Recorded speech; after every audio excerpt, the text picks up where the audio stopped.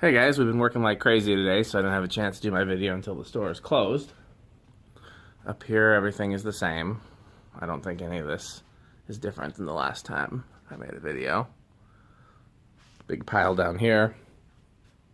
Somebody else's problem tomorrow. There's some cool stuff in there though. Let's see here.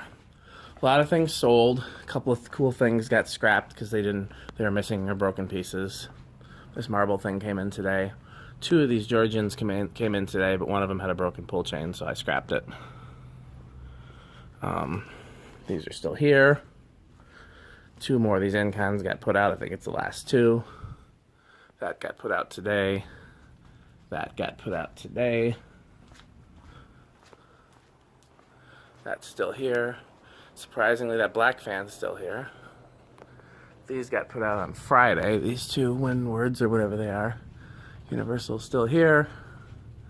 These two are still here. That's still here. That got put out today. That got put out today. Those are still here. Okay, I think that's everything. And we're pretty much emptying back now. Which we thought we were going to be completely empty and back. And then we had a few snafus at the end of the day. But there's only two left back here outside of the pile.